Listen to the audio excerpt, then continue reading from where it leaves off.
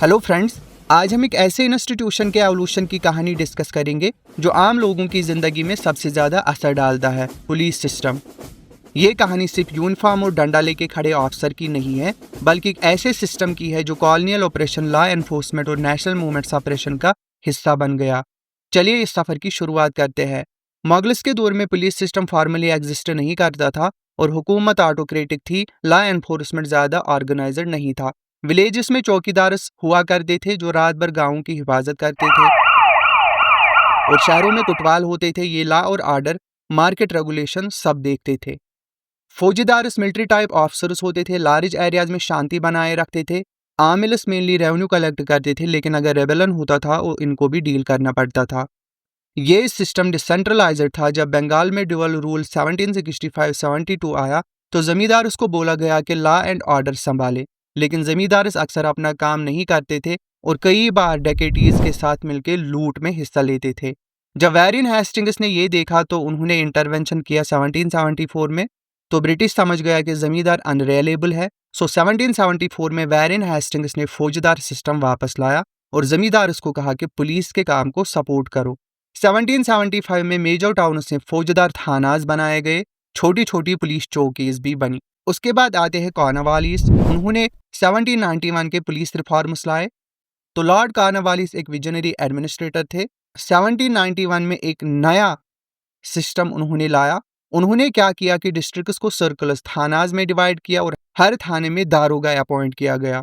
District level पे SP रख दिया गया और यहाँ से मॉडर्न पुलिस स्ट्रक्चर की नींव रखी गई। जमींदार से पुलिस का काम ले लिया गया। फिर आते हैं लॉर्ड मायो। उन्होंने हर डिवीजन में एसपी अपॉइंट किया, जिससे गोयंडस यानी सिपाही सपोर्ट करते थे, लेकिन ये सिपाही लोकल लोगों पे जुल्म करने लगे और ट्रस्ट ब्रेक हो गया। इसी के चलते हमें पुलिस कोलैप्स और रिबिल्डिंग 1814-1835 में देखने को मिलता है। क्या होता है, 1814 में कोर्ट ऑफ डायरेक्टर्स ने दारोगा सिस्टम को बंगाल के अलावा सब जगह से हटा दिया। लॉर्ड विलियम बेंटिक 1828-35 ने एसपी का ऑफिस ही हटा दिया और अब कलेक्टर मजिस्ट्रेट को ही पुलिस का हेड बना दिया गया। ये स्ट्रक्चर कियोटिक था। एक आदमी पे बहुत काम था, एक आदमी बहुत ओवरबर्डन होता था, यानी collector magistrate. Presidency towns Bombay, Calcutta, Madras में फाइनली कलेक्टर और एसपी का काम अलग अलग कर दिया गया। उसके बाद हमें लैंडमार्क रिफॉर्म्स देखने को मिलते हैं। Police act 1861। 1857 की रिवोल्ट के बाद ब्रिटिश ने रियलाइज किया कि इंडिया में एक स्ट्रॉन्ग और स्ट्रक्चर्ड पुलिस सिस्टम चाहिए। तो आई पुलिस कमीशन 1860, जिसका नतीजा था Indian police act 1861।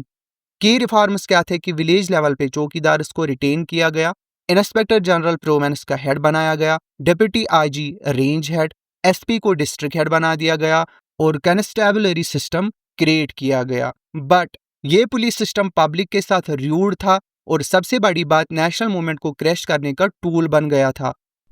Police public की नहीं, ब्रिटिश क्राउन की लॉयल सर्वेंट बन गई। उसके बाद इंटेलिजेंस सिस्टम हमें देखने को मिलता है, सीआईडी और आईबी।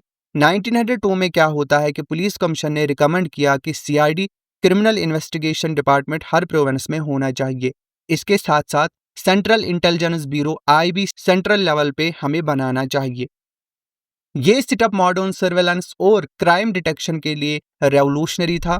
पुलिस सिस्टम के साथ एक और पावरफुल टूल था ब्रिटिश रूल को सस्टेन करने के लिए, और वो था इंडियन आर्मी।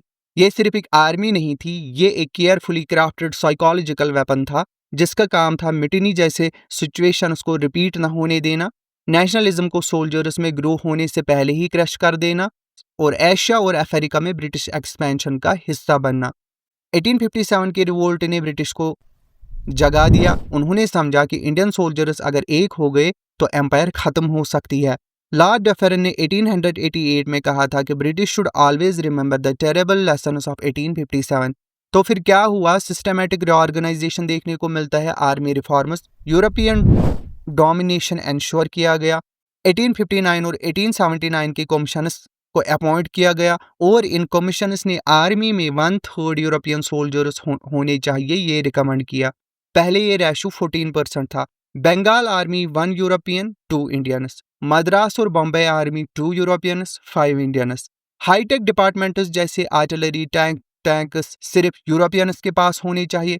इंडियंस को घटिया राइफल्स दिए जाते थे। 1914 तक किसी इंडियन को ऑफिसर नहीं बनाया गया और 1918 के बाद थोड़ी सॉफ्टनिंग हुई, लेकिन 1926 में भी ब्रिटिश प्लान ये था कि 1952 तक सिर्फ 50% ऑफिसर ग्रेड इंडियन होंगे। उसके बाद ब्रिटिश ने एक आइडियोलॉजी डेवलप की, that is martial race theory. सिर्फ उन लोगों को आर्मी में रिक्रूट किया गया जो 1857 में ब्रिटिश के साथ थे, नेशनलिज्म से दूर थे और माइनर कम्युनिटीज या आइसोलेटेड ट्राइब्स से थे। Example Sikhs, Gorkhas, Pathans martial races थे।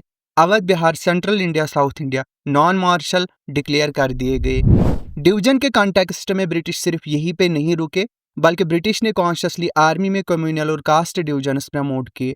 Charles Wood, secretary of state for India, ने कहा, Sikh might fire into Hindu, Gorkha into either without any scruple in case of need. ये था उनका काउंटर पॉइज स्ट्रैटेजी, एक इंडियन सोल्जर दूसरे इंडियन को ही शूट करे अगर जरूरत पड़े। सोल्जर्स को नेशनलिज्म से दूर रखा गया। न्यूज़पेपर्स और नेशनलिस्ट जर्नल्स आर्मी कंटेनमेंट्स में बैन कर दिए गए। सोल्जर्स को पॉलिटिक्स से दूर रखा गया ताकि उनकी लॉयल्टी क्राउन के साथ रहे।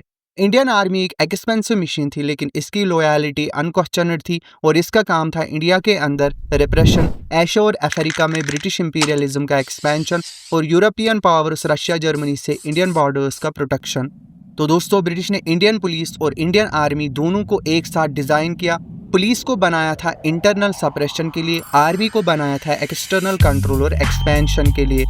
अगर आपको लगता है कि आपने आज कुछ नया सीखा, हिस्ट्री के पीछे छुपी पॉलिटिक्स को समझा, तो आपका एक छोटा सा एक्शन हमारे काम को बहुत बड़ा बनाता है। लाइक करें वीडियो को, शेयर करें दोस्तों के साथ और सब्सक्राइब करें हमारे यूट्यूब चैनल डाउट डिमोलिशर को, जहां हम हर हिस्टोरिकल मिथ को तोड़ते हैं और हर डाउट को डिमोलिश करते हैं एक ऑनेस्ट और स्टूडेंट सेंट्रिक तरीके से। मिलते हैं अगले लेक्चर में एक नए टॉपिक के साथ। तब तक याद रखिए, हिस्ट्री सिर्फ यादों का पैतरा नहीं, ये फ्यूचर का कंपास है। Thanks for watching doubt डिमोलिशर।